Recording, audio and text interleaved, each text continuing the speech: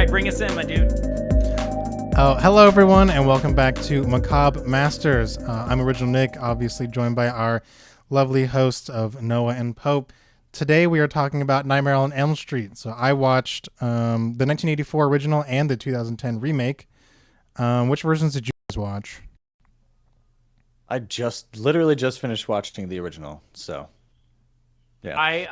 I went back and fucked with the original, but I also have seen the remake. The let's not talk about the remake really too much.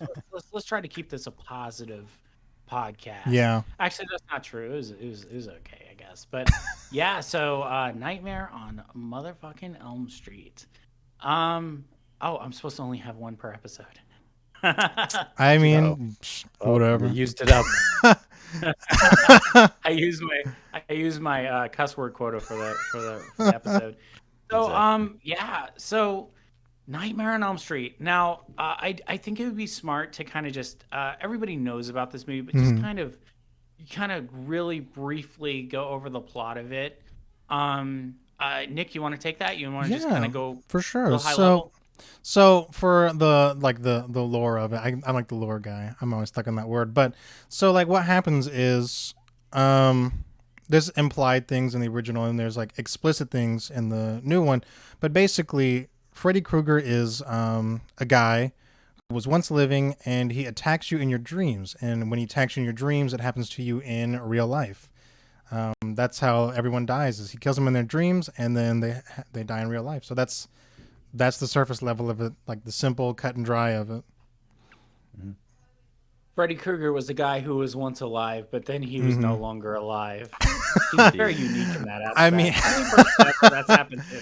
Happens well, on occasion. It's also like the two different versions imply different. Well, one of them implies that the parents killed him, hunted him down, and then the remake shows them actually hunting him down and killing him. Because in the original, it was kind of implied that he's a child predator.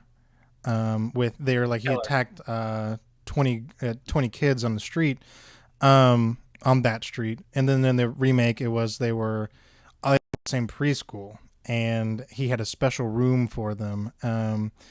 So, and then at the very end of the first one, the mom like pulls his glove out and was like, "He can't hurt you anymore," implying that the family's killed him. And then in the remake, it actually shows the whole scene where they go and hunt him down, and it almost makes you feel bad for a second. They're like, "Did they really?" And then he's like screaming, and the screams he did, I mean, it's another anchor point. It's Rorschach from Watchmen, but it was another anchor point, and he acted like they were like, "Wow, they're really like scaring the crap out of this guy." But then you remember, oh wait, he's a predator. Well, in the new one, so to kind of revisit that a little bit, the reason that originally Freddy Krueger was, I looked a little bit more into it. The reason the original Freddy Krueger in the 80s was a child killer, and that's explicitly what they called him, also that he stuck mostly to teenagers, was because the original intent from Wes Craven was to make him a pedophile. But in California at that time, their problem where there was like a streak of kind of those types of attacks, and he didn't want it, and the production company New Line didn't want it to be seen as exploitative on the behalf of those victims. So they made him a child killer, and then in the new one, what happens is it actually when it shows the parents kill him, it had not explicitly revealed yet that he was indeed attacking these children, and they did go ahead and take it back to him being a pedophile for this one. And it's really chilling, honestly, the scenes where it shows him with the kids, because he's, as far as I remember, he doesn't like explicitly do anything inappropriate in those pictures. It's more implied, in those scenes, it's more implied that he just really likes being, a caretaker of children. Which, there's a lot of people out there that do that kind of work and find it very rewarding. And, also refrain from hurting the children while they're doing it. So word up to my friends out there who, look after kids and don't hurt them. But with that said, and then later on, it is explicitly he has a room and it's got pictures in it, and is explicitly outlined that that is indeed what he was doing, because you're kind of led to believe in the beginning that he was unfairly burned Yeah. to death, and that's kind of why he came back, was because he was suffering from an injustice. But much like Samara, he kind of deserved everything he got. Yeah. So that's kind of why they did it that way. And I I feel like another factor, and I talked about it with you guys on the chat actually, is that Freddy Krueger, we all like Freddy Krueger. Yeah. We all think he's really funny and cool and interesting. Robert Englund did an amazing job playing him as the original. I mean, he's iconic, but I think that if he would have been, so Wes Craven originally intended it for it be one movie. It was called A Nightmare on Elm Street. Supposed to be one movie, and so if he would have been like a full-fledged pedophile, that's not the kind of character that you root for or like or want to see more movies from. Yeah. Name one famous movie pedophile that you would call yourself a fan of in public. Yeah, no. But now I can't even think of any movies that have. It's a very rare subject to be brushed on at all, really, because it's really Yeah. like kind of beyond the pale. Especially But like this day and age, I don't think with all like a lot of like allegations coming out against YouTubers, a lot of stars, a lot of directors having their own special rooms. I don't think it's going to get touched on very much anymore, or if it does, it's going to be a little bit, too much. kind of scale Yeah, back. yeah. And like these days, like they kind of scale it back as well. Or that It's they're going to always go been a way subject, too far or something like that, to where it's like, is that really how it happens? Like, I don't know. So once they go too far back, then they go too far forward.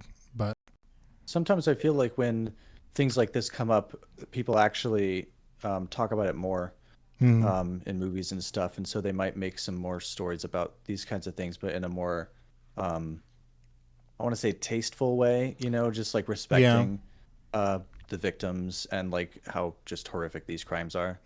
But I don't know. That's kind of what I've noticed is like after things get big, they make not exposés, but they'll start telling more stories about it to Yeah. kind of show the real just horror of that subject, to kind of show people how just awful it is.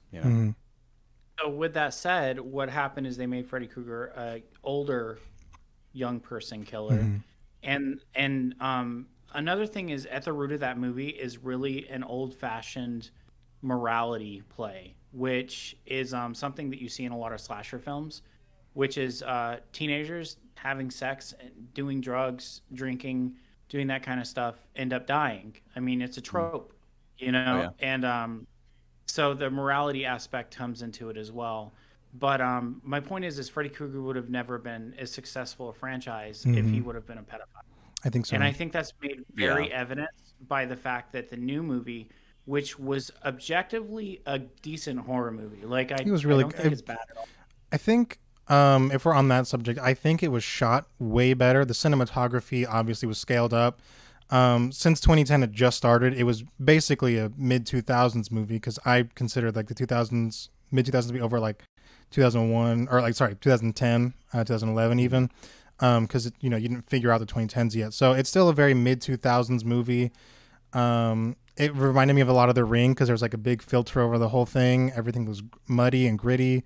But the cinematography was fantastic. The blood was more, there was some CG blood, but then there was some really good blood effects. So I think it was shot better, and it was darker. I mean, they Kind of the they vibe like for- really they really overhauled Freddy. Like he isn't as funny. Yeah, He's a pervert, and I'm just saying the proof is in the pudding. I mean, it was Yeah. not a very popular movie at all, and the reason is because you can't root for Freddy. yeah, like, you can't. Yeah, and that's despite the fact that Rorschach played him and did a fabulous job. he I was thought he was a really wonderful good. It was really good, especially the acting when he was young Freddy, and when he cries out like, "What are you doing? Why are you doing this to me?" I was like, "Oh shit, man! Did they add in this version? Is he actually not a child predator?" I was like, "Man, he's acting really well." I rooted for previous, but not new. Like you're not killer Freddy Krueger. I like the flashback Freddy Krueger. I was like, man, maybe this guy didn't. But oh wait, never mind. with the I think that would have pictures. been an interesting angle if they would have actually made him be innocent. But Yeah. um, I guess you just can't have Freddy Krueger who's innocent. But yeah, so I think that that played a heavy role in it being a successful franchise. Hmm. Although it was never meant to be a franchise, which is another thing so fascinating about it. They basically forced Wes Craven to put in the like the twist at the end, like Hmm. Oh, the the mom, kind of the mom going through the the thing. Yeah, sex doll through the window. Nice. That was so funny. She just like went whoop, and there she goes. I think I think that happened to a lot of those classic horror movies. I think I was watching like stuff on Jason wasn't supposed to be, or Friday the 13th was just supposed to be like a who done it. Then it turned into someone going, "Hey, you should make another one," and then another one. Same thing with Halloween. So all the classics, all the first ones are fantastic, Oh especially yeah. in this case. And then I think studios get really greedy. Yeah, I I don't think know. that's the thing is like I don't know exactly why horror movies all of a sudden got real big again in like the 80s because you have a lot of the classic like horror movie villains that just pop up in the 80s like Hmm. Jason and Freddy Krueger and Michael Myers and stuff like that. And all of those movies have just tons of sequels just because the studio was like the first one made a shit ton of money, let's make some more. They just shovel cash into it because they know it's going to be successful. Hmm. But yeah, I don't know. It, It's just so it makes me wonder why those films, like even if it was just the popularity of some of the first ones that came before it that spawned just other movies, like just this horror genre kind of redefining in the 80s, but I don't know if you guys have an answer to that. there actually is a really good answer for that. Before I go into that, I do want to say that I do think that the Jason Voorhees, the Friday the 13th ones, actually benefited from the sequels. Yeah, I know. Yeah, I the think the second one movies, actually had Jason in it. Oh yeah, yeah, the first and one doesn't, huh? It's Yeah, just the then he mom. yeah, gets his mask in he's the third well, one. So Jason's kind of he's in it a little bit, but he's got like the pillowcase or whatever over his yeah, head, and he gets the mask later on, and like Nick said, and so I think that's kind of where that one developed. yeah. But the problem is studios always take it too far, and then we have Jason X, which was Freddy like him versus and Steve, Jason. Freddy and then and Freddy versus Jason. Jason Goes to Um, Hell. I think Freddy's in that one too. oh, I love Jason Goes to Hell. That's a great one. It's classic. But with that said, the reason I think that that happened and is that do you guys know the budget of the original Nightmare on Elm Street movie? I think I looked it Not up, that but I much. didn't. I don't remember it offhand. $1.1 million. It's a pretty small budget. It was done on a shoestring budget, and What Oh, it was made the average like production budget back in the day, back in like the 80s? for like all movies. I have no idea, Oh, but okay. I'm sure they had like big budget blockbuster movies, just like hmm. any other Hmm. point in time. But it was made on a shoestring budget and became one of the most successful kind of horror movies out there. Um, but it's the thing about horror is that you can make them on low budgets and they make a lot of money. I mean, do you really think that Hereditary was a high budget movie on the tier of something like Jurassic World or a No, Marvel movie? No, no. not even close. You know, Had like 10 sets. Yeah. Oh my! Imagine like, imagine Hereditary on a Marvel budget. Oh my God. yeah, King Payment rolls in and you got literal trumpets and it's Tilda Swinton playing freaking King Payment and like all this that would be crazy. Tilda. With that said, so horror movies are it's a lot like daytime TV. Like it's like you don't have to put much budget into it, but the financial returns can be immense. Hmm. Think of something like Paranormal Activity, which was made Yeah. on an absolute shoestring budget and made like so much money back. Ooh. Um, Blair Witch. this Blair Witch is another one. Hmm. And so these movies, they know that like people, if they pop off, which they don't always do, but Hmm. if it pops off, they will make back because the difficulty of making back money on Jurassic World and making back money on Paranormal Activities. I mean, it was another one. The Yeah. new It was made That on was next to nothing, and it made back over $1 billion, if I remember correctly. it was like the one of the Man. biggest openings of any movie ever, I think, or and especially any horror Horror movie. movie. Yeah. Yeah, Yeah. it killed the game. And Hmm. so that's why you see it because they're just like they see like, oh well, the first Nightmare on Elm Street made all this money, and we can give it a relatively low budget and make back even more Hmm. money. So it's capitalism at work. The problem is that a lot of times with these horror franchises, you see that they make the first one, and the first one is groundbreaking because really usually the visionary behind it isn't planning on making a franchise. Yeah. Right. And then they make a few more, and they're okay, and then it just goes to shit. Hellraiser's another one that like the first two are amazing because they basically went directly off of Clive Barker's writings, and then it just went straight to shit. And I mean, basically every Hellraiser movie for the last 4 movies has been straight to DVD, essentially. So, the originals are amazing, though. If you guys haven't seen the originals, I can do such things. I haven't seen the original Hellraiser. I also haven't seen any of the sequels to the Freddy movies or the Nightmare on Elm Street, especially not the Dream Warriors. I've seen all of the kill count for them, so like I know of them. But I was like, hey, I'm gonna watch it, and I was like, man, I should have watched this like when I was like 17. It's awesome. This was my first viewing of Nightmare on Elm Street. Me too. So, oh really? So you hadn't seen it before either? No, I hadn't. I remember when the remake came out, and everyone was like, it's not as good as the original, and I was like, oh, okay. But I never watched it. No. So 11 years later. So, Hope, do you have any questions? Yeah, I was about to say, do you have any questions for us after knowing that we both have only like just now seen it for the first time? I've got so many questions. That's what I was going to ask. Yeah. People in the because back in the day, like the thing is back in the day when we saw these movies, because I mean I'm older than you guys, unfortunately. Not by much. Not by much. Hello, darkness, my old friend. Anyway, but the thing is when we saw them back in the day, it was terrifying because that level of effects was unique to us. But now there's so much more. Like think about the part with Johnny Depp, where they pulls him through the got in bed, a rotating room, and But so as modern day viewers, what did you guys think overall? Like not just the plot, but the effects and how it looked and all that stuff. I really like. Actually, I'd really like to hear. Did you find it scary at all? I think it's laughable in the modern age, but back in the day, that shit fucked people up. I think Noah, you can go first. There's a lot of actually been thinking about this time. Original Nick is finally on it. I honestly, it wasn't very scary. It was very kind of cheesy a little bit, but like in a fun way. I was having fun watching it. I didn't hate it or something. I think there were some ideas that I could see. I don't know if any sequels explore them, but that could be interesting. The whole like idea of sleep deprivation to avoid the killer, it could really be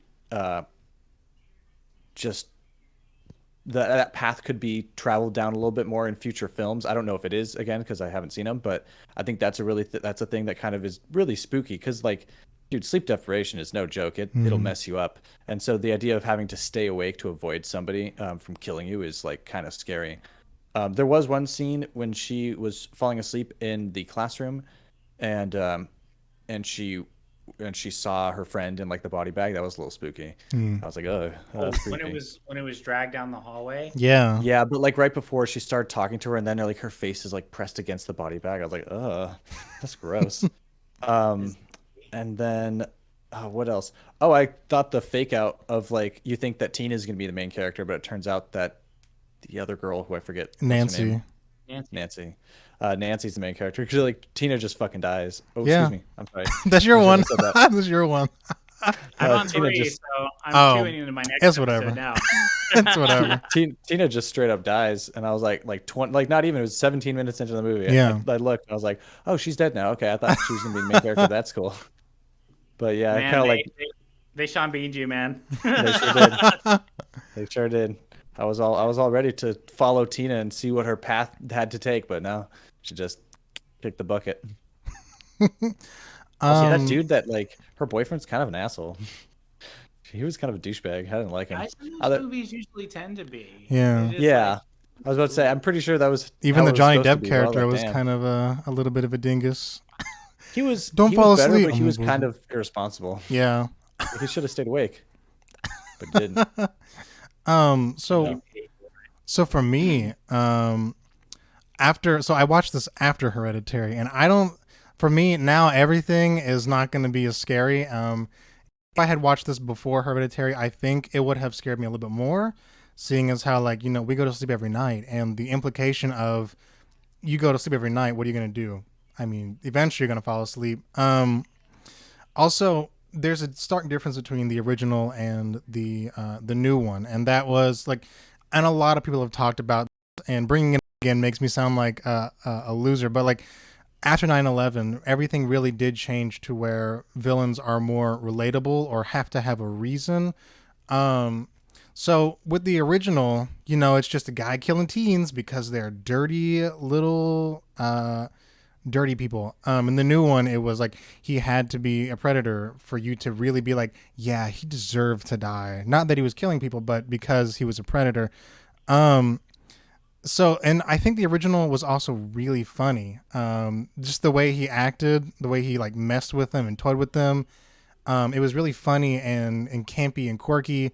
In the new one, when he teased them, he had like a trophy room at one point, and I was like, my Freddy Krueger doesn't have a trophy room full of dead kids. Hashtag not my Freddy Krueger. Hashtag not my Krueger. So I didn't find the new one scary, but I found the old one more menacing, if you will, just because they really hammed it up in the remake. And like I know everyone says after 9/11 everything changed, and it really did, to where your main villain has to have a reason or he has to be relatable. So I really like the original. That being said, so, I'm not a purist. I do like remakes. We like The Ring, and that was a remake, and it was pretty good. I haven't seen the remake to compare it to, but it sounds kind of like, I don't know, like one of those gritty reboots that wasn't really necessary. The thing is, it wasn't even a reboot. It was almost shot for shot. It was almost shot for shot. Not as bad as they called it a reimagining. Yeah, it's almost a reimagining, but not like Psycho, where it was literally shot for shot. But all the famous scenes, all the famous scenes they recreated. Blood through the bed. Obviously the boiler room, and then the bath scene they remade, and I was like, really? You're gonna redo this one? That's kind of like the iconic scene. Well, one of them. Mm-hmm. Yeah, I figured, I knew that Johnny Depp was going to die because I've seen that scene before. I was like, yeah, man, I liked his character. I thought it was kind of cool. It's kind of really the disadvantage of like watching a movie that has this cult status for the first time in the modern era, because there's a lot of it in just the media, and so you kind of recognize things and you can kind of see where the movie is going just from scenes you've seen. In very Doki Doki Literature Club, but for movies. I actually had... I mean, not to sidetrack, but I actually didn't know what was going to happen when I played that game. Oh, I didn't know anything about it. This is a little bit of a tangent, but I was watching like a Game Grumps compilation, and I was watching them play, and everyone in the comments was like, "Yo, I can't wait to see the." It's like, it's so funny when like all the shit goes down. I was like, "What kind of shit would go down in this game?" And so like, you know what? I'm gonna stop watching. I'm gonna download the game and play it. And I was like, "Oh fuck, that's some heavy stuff right there." I don't even know what you guys are talking about. Oh, it's pretty good. Oh, no way. Oh, we got to get him to play it. Yeah. We got to do like a let's play. My gosh. We have to. Literature Don't look up Club. anything about it.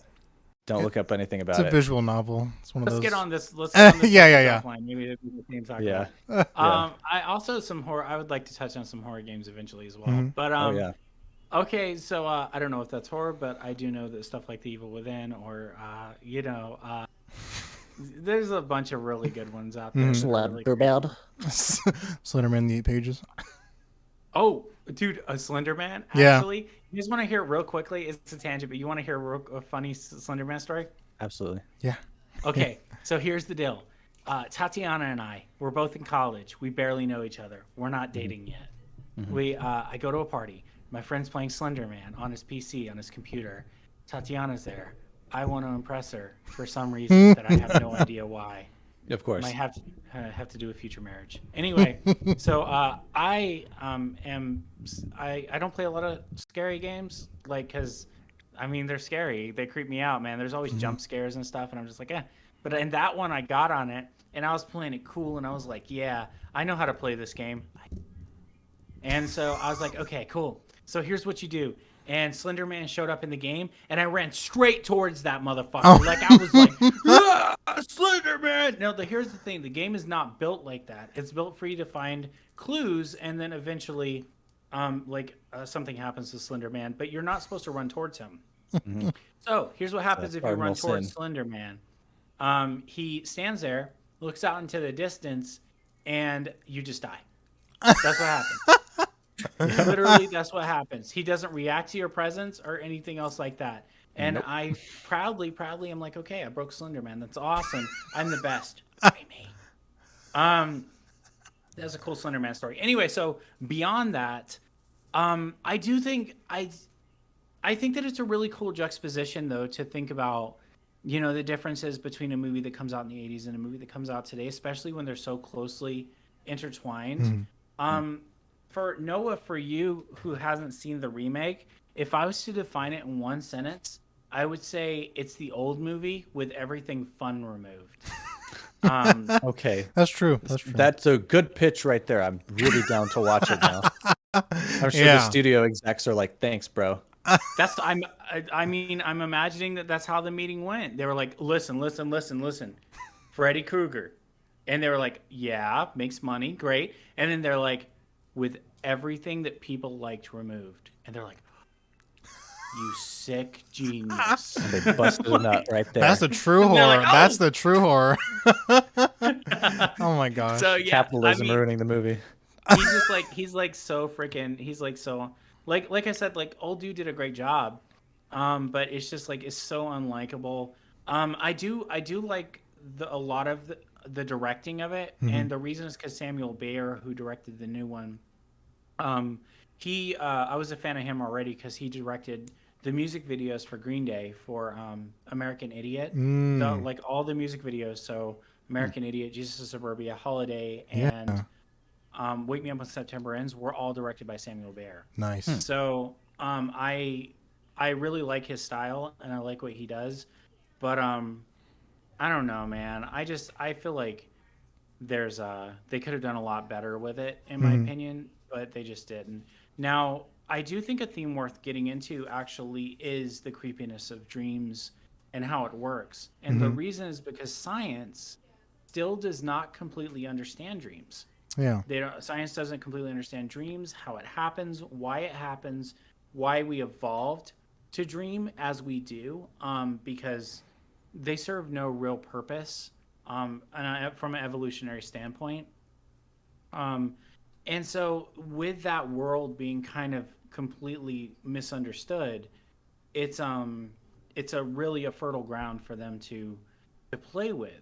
Now, I want to ask you guys this. Have you ever had a dream that terrified you and you woke up and you don't know why it terrified you? Has that ever happened to you? I've actually had dreams where I've woken up with a really hard, fast beat. Erection. Sorry. No, but Not those dreams there. no, like my heart was pounding really fast and it was okay. I'm sorry. Okay, yeah. That was gonna get taken out of context when we're famous. But no, it would. That's funny. It usually always wakes. Usually, whenever that happens, besides falling, if you're falling and there's that one. But like usually, whenever I wake up from a dream, something actually scary happened. Like the last one that happened to me, when I was living here, there was someone in my house and I was hiding, and they had a gun, and just like from underneath my bed, I woke up and it was like, I was like, I don't know why I dreamed that. I don't know why I dreamed that there was someone in my house. But I think the thing that scared me was, why would someone be in my house when I have like a door lock? One of those like that goes under the door too, like jams it. And I'm like, why would someone be in my house with a gun? I think that's They obviously want your sweet DVD collection, bro. yeah, Sure do. Blu-rays and DVDs. My address knows. I think They're all about physical media nowadays. That's all people care about. This streaming mean- thing is never gonna work out, bro. not whenever the Just a app is bubble. crashing. It's gonna pop. But the thing is, I was saying like a dream that terrified you and you don't know why.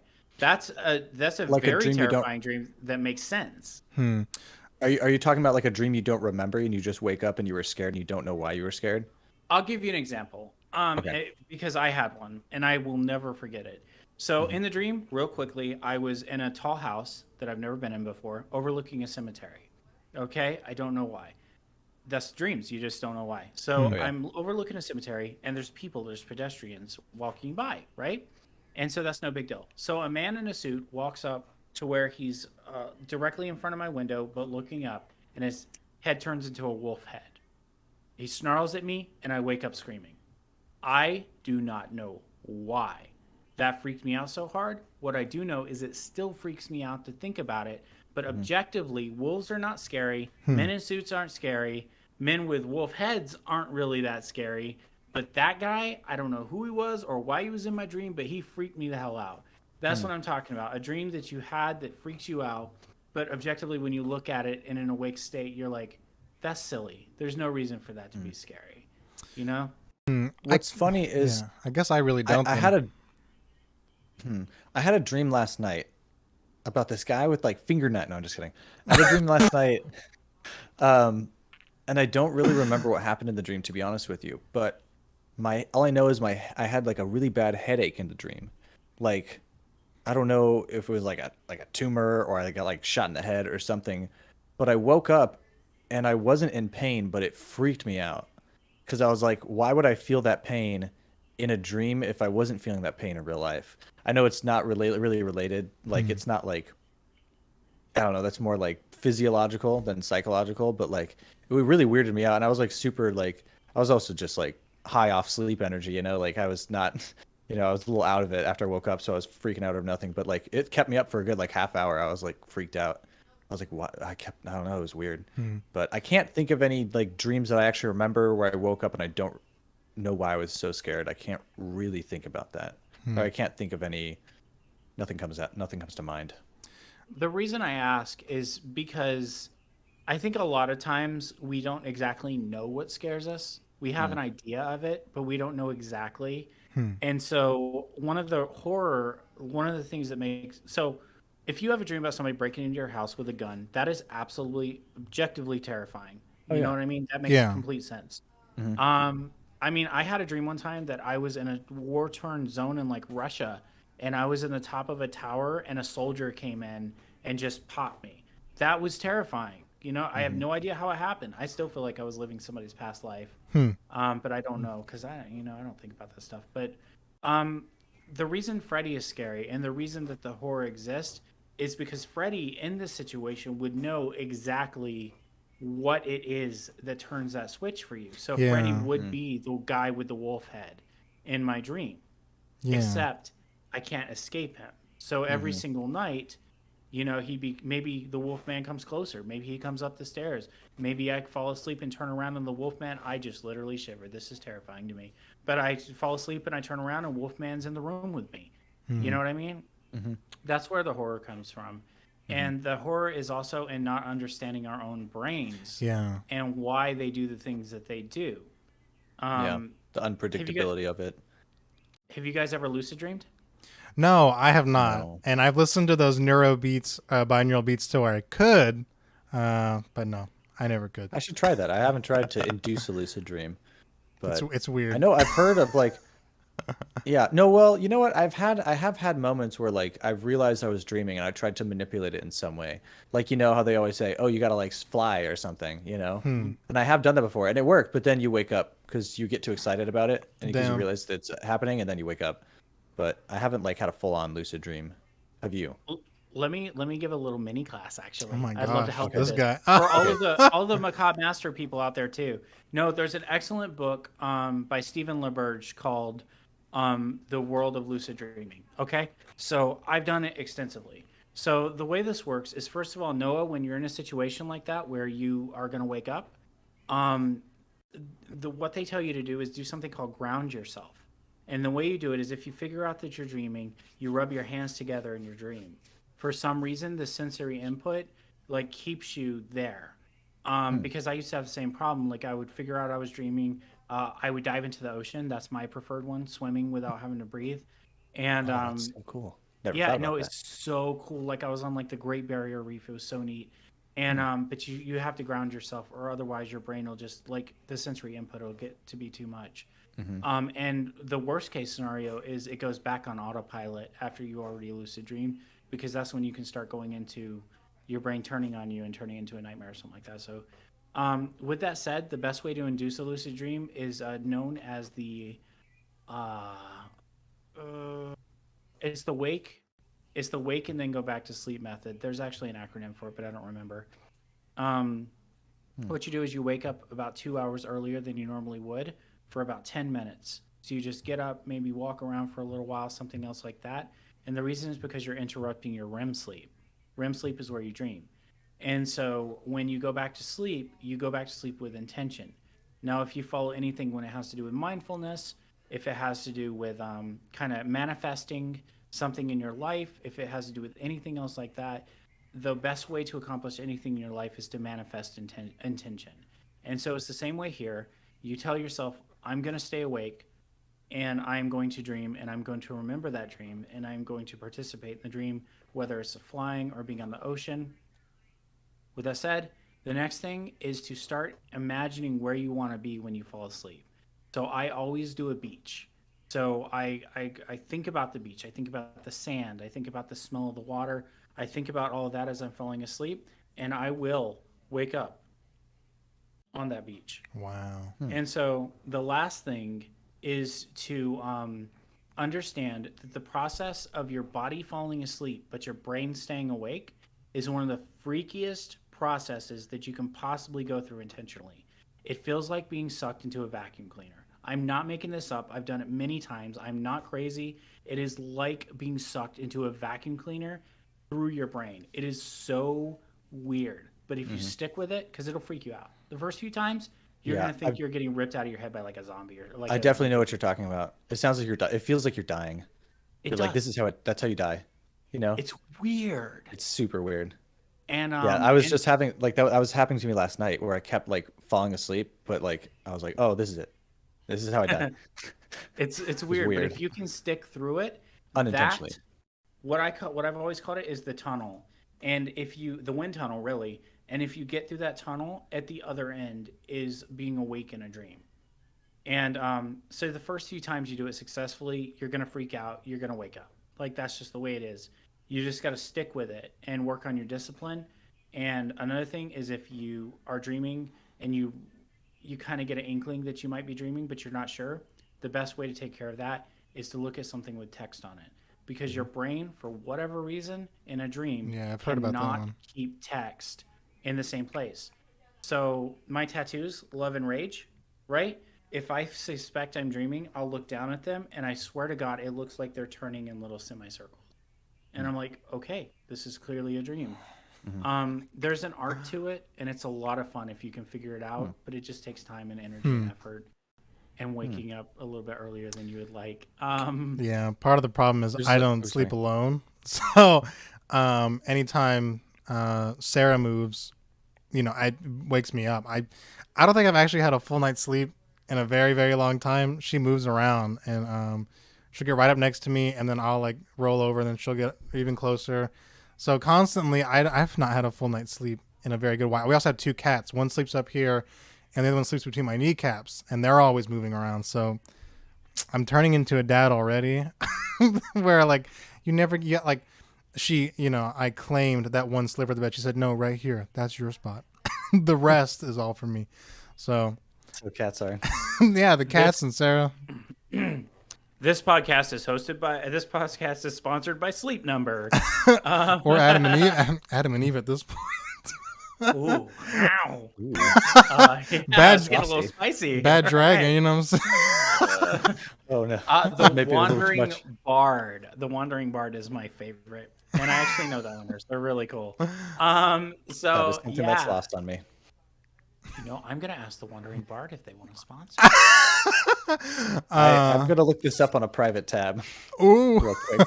Oh, no. I'll tell you guys what they do. They make sex toys that are based on fantasy creatures. Okay. Gotcha. Beetle Milk may or may not be working on something with them. That's at this point, this is all speculation. Okay. When we get into true crime, that's what we can do it. So all the ladies who are really into serial killers, this is the this is When I the say Jeffrey Dahmer creatures, I don't special. mean human creatures. I mean like dragons and shit. You're like, Did you ever read those? Did you ever read those books as a kid where they had like a cassette tape with it, where it's like turn the page, it tells you when to turn the page? Do you know what I'm talking about? Or is that just like my? I had one of those button Okay. pushes where you like flip it open and it says, push the green button when you see like the green circle or whatever, and it would do that. It would be like Disney. I know this is super off topic, but they were like Disney like movies or something. So you'd like put in the Lady and the Tramp cassette, and then you'd have the book, and then it would like at this chime you turn the page. I was just gonna make a joke about like the toy, and you do this at a certain moment. oh my god. Oh, he's making- You're reading the There's the life joke. story He's of Jeff making- Dahmer at this time. And he's You making insert. he's making JOI Exactly. videos. the Sure, yeah, something like that.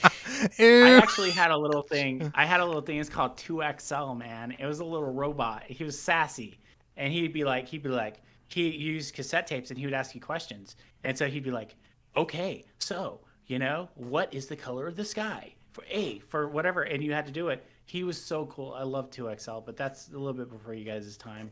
I've actually been looking into buying one just for nostalgia reasons. Oh, that'd be fun. You can also play like normal cassette storm, so you can play like music, that's and his cool. eyes and his mouth lit up with whatever he was doing, whether it was talking or playing music. So I think it'd be kind of fun to play Slayer. It'd be like, iDog before iDog. "It's us up." But yeah, needless to say, at that time I was a very small child and hadn't listened to Slayer yet. So with that said, yeah, I'm just imagining a Jeffrey Dahmer sex toy, and like it's like the size of like a pinky. Because in my opinion, I don't know for sure or not, but I'm pretty sure that if you're a person who rapes and murders women, you probably have a tiny penis. Better take these glasses my off. I look like him. Yeah, this is why I've never raped or murdered anybody. If you know what I'm saying. Hey, baby. Must not be a killer, Not only have I never raped and murdered anybody, but I also don't drive a truck. Okay. I don't have truck nuts. And I also don't make fun of people on the internet for no reason. And she's like, "Oh my God, you're massive." You drive a 03 Camry? Oh my gosh. Even better, Chevy Malibu. That gets 30 miles to the gallon. You drive a hybrid Honda Accord? Big dick energy. Big my dick gosh. energy.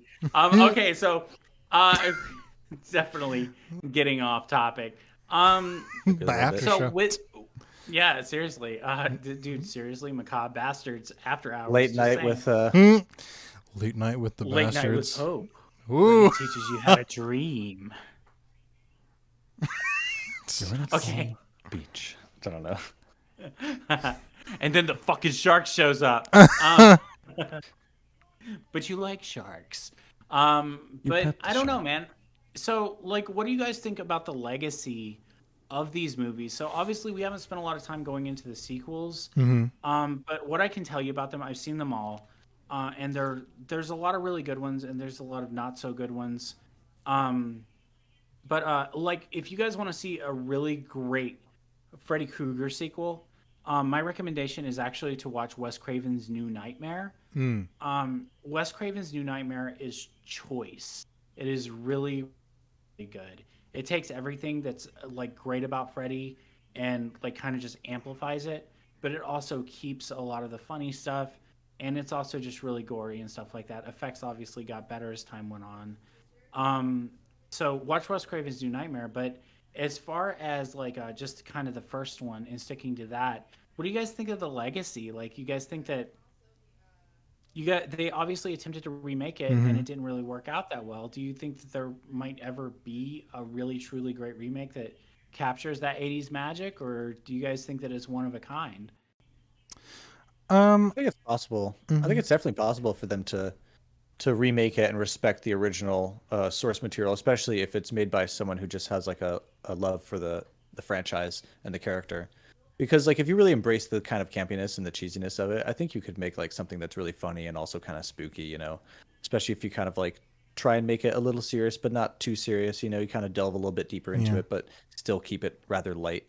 I think it could be done, but obviously, you know, how likely is that to happen with the way Hollywood makes things and corporations? I mean, just you know, the studios really pushing everything on the directors and the people who are actually the creative individuals. I doubt it, but you know, what you could do is get someone who has fantastic respect for the series. If you actually watch Doctor Sleep, which is the sequel to The Shining, that was handled very well and actually got the stamp of approval from Stephen King himself. It's because they got a director. Yeah, he hated the original Shining, which everyone else loves. I love it. But I mean, it's a great movie. I think it's really good. Stanley Kubrick is great. But what you have to do is you have to find someone who has a lot of respect for the craft. I think we did get a kind of like a soft reboot of the horror genre with Wes Craven again, with Scream, because he kind of reinvented the first with the slashers. I think a lot of Wes people. Craven did Scream? Yeah. Yeah, this one. Okay, gotcha. I think did not know that.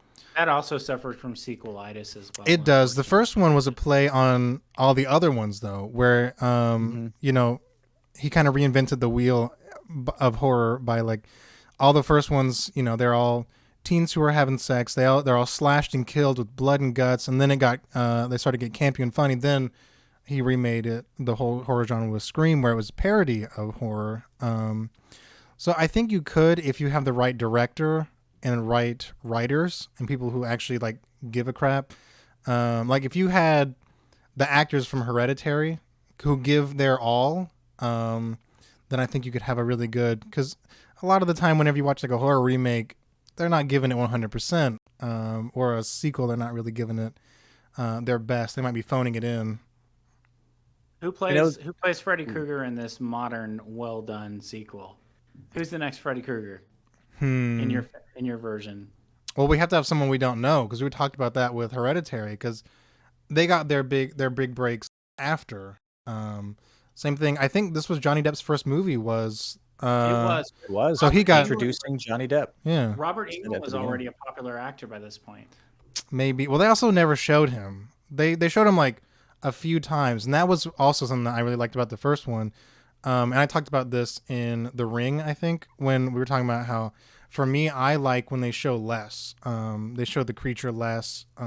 Because whenever you watch the first one, you know, he shows up for the really funny and intense moments. Then he has his big sequence right at the very end. With the new Freddy, you see him constantly. You constantly see Freddy all the time. And with Hereditary, you don't even see King Payman. You don't even see him. Never. You hear him with the tongue clicks and speaking through people. That's it. So I like that they showed him less in the beginning. Same thing with, I think, the original Friday the 13th also wasn't, you know, they show up for the kills and that's it. There's a lot of downtime where they show Freddy in the new one a lot. So it have to be someone that, if they do someone that we do know. Chris Hemsworth. Just kidding. Ripped, shredded. He's like, yeah, Freddy's here, bitches. But Freddy's hey, bitches. I'm tempted to say, okay, that's a crazy idea, that's stupid, but not because obviously you're stupid or anything, just because, you know. But the thing is that when I found out Heath Ledger was going to be the Joker, I'm not going to lie, I was hating. I was like, 10 Things I Hate About You was an excellent movie. I loved it. If you guys have never seen it, you should watch it. It's not a horror movie, though, so not relevant here. But point being, that Heath Ledger was excellent in it. He's a great actor.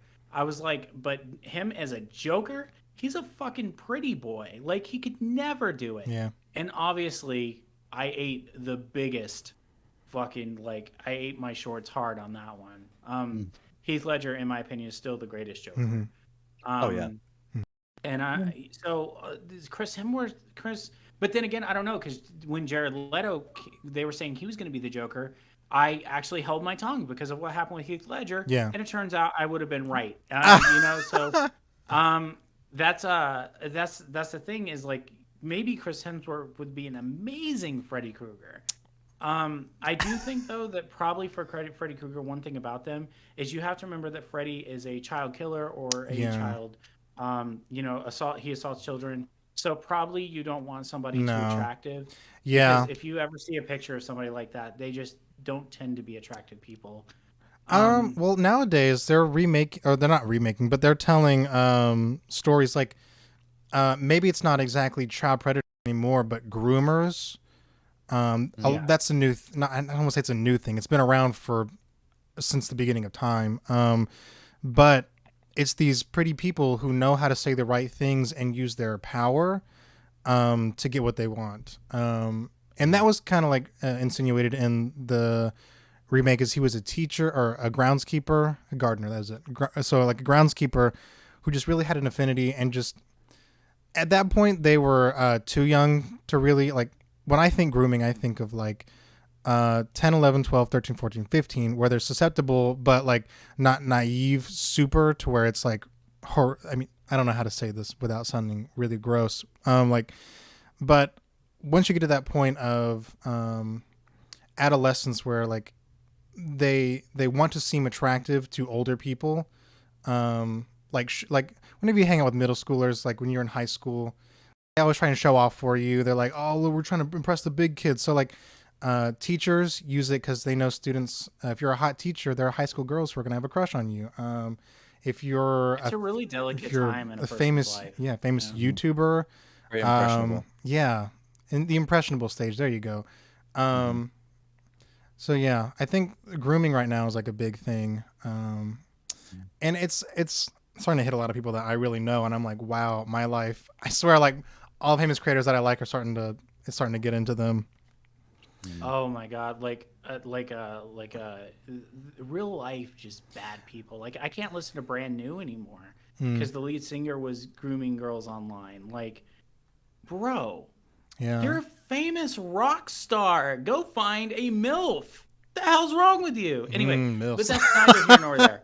So what I'm getting from this is Chris Hemsworth, the grooming Freddy Krueger. That's what I'm maybe getting. okay, maybe Chris Hemsworth is too pretty, because whenever they do make these movies and shows about groomers, they're pretty attractive, but they're not like Marvel level attractive. You know what I'm saying? Like, I don't know, because there's like attractive, yeah, and then there's really attractive, yeah. and then Hallmark. there's Marvel. yeah, Like like Hallmark yes, Christmas movie level. Hallmark attractive. Christmas movie. Oh, there we go, okay. Yes, that's actually a perfect example.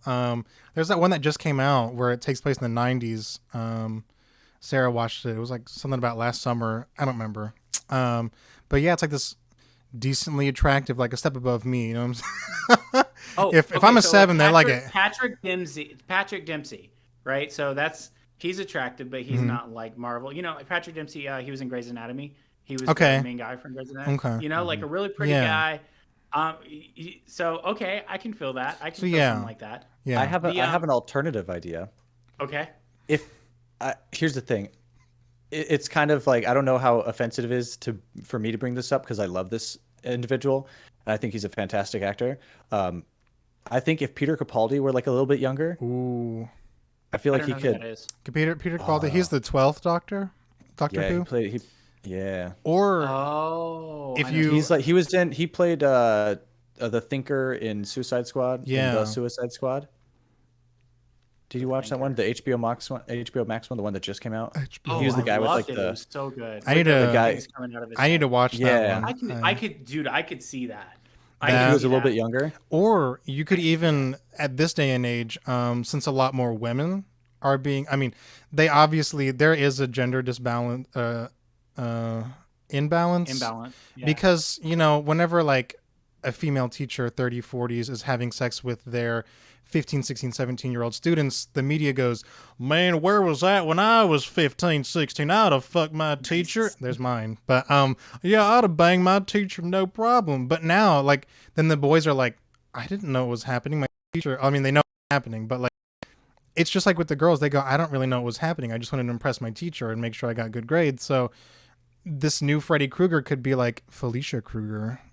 At Rita this point, Krueger. I mean, but then like they would play it up, and it would probably be not as good.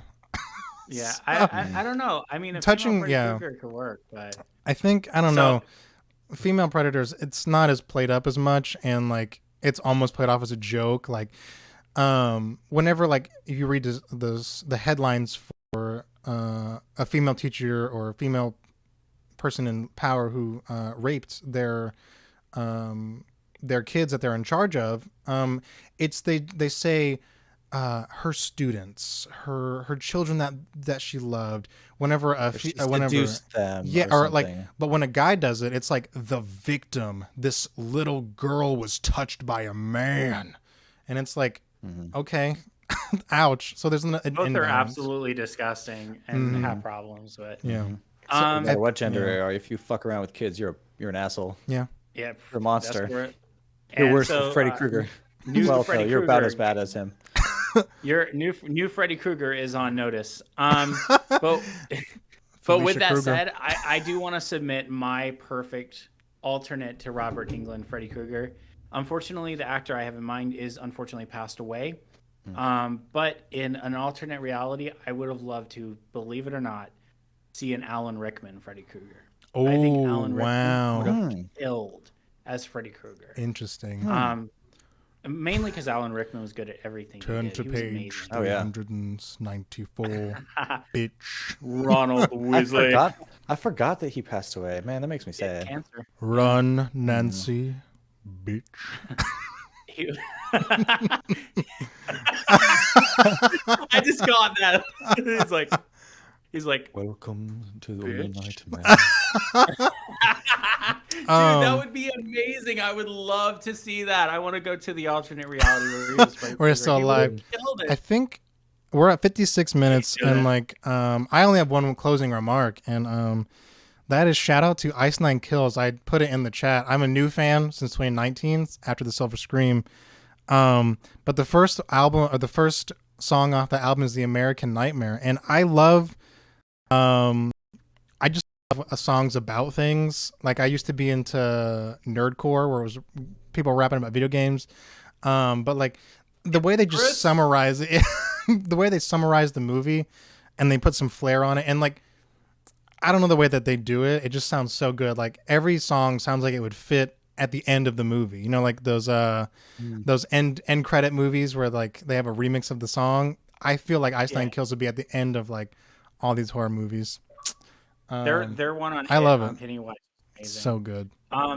Speaking actually really quickly of MC Chris, he actually did a very good song about the Freddy Krueger movies. It's called Dream Warriors. Ooh, oh, like And, the fifth movie? One of those movies. Yeah, but he kind of does an overview of all the movies. Like he mixes a lot of them in there. MC Chris is wonderful, and that's a great song. So I highly recommend anybody who's a Freddy fan and a Nerdcore fan to go check out Dream Warriors, which was, I believe, off of his MC Chris Forever album, but I could be wrong there. It might have been off one of the previous ones. With that said, okay, cool. So that's Nick's note. Noah, we're about to get out of here. You got anything for the people? Not really. I mean, I don't really have much to say about the movie. I think it was fun. Like it's a good, it holds up pretty well. I feel like it's not like anything about it seems super dated. The effects were pretty solid. Like, I don't know. It was a fun movie. If you haven't seen Nightmare on Elm Street, go ahead and watch it because it's a solid movie. The 1984 one, not the remake. Can't vouch for that one. I don't know. It's all right. If you might enjoy it. Don't watch them back I to back definitely- like I did. Yeah, I got Good thing you're spoiled. directly comparing them. Yeah. Exactly. Okay, and then I guess I should say whatever I need to say. I guess what I really have to say is simply that we never know what scares us, and we never know the things that affect our mind. And so I think Freddy Krueger was a very, very good summation of that fact. And I think taken individually, most of the stuff that Freddy did to most of us would not be that scary, even if it happened to us in a dream. But as a whole, it does make it for a very, very scary thought, like this, this guy hunting you. Also, lastly, I just want to say, rest in peace, Alan Rickman, who was obviously an amazing actor. And with that, that's all I got. That's all we got. Yeah. Macabre Masters out. Peace. This episode is sponsored by Adam and Eve. This episode is sponsored by Ashley Madison. If you're not having an affair, you should have an affair. Life is short. Have an affair. They got so much trouble for those commercials, dude. So much trouble. Gosh. Yeah, but bye everybody. Bye. Have a good one.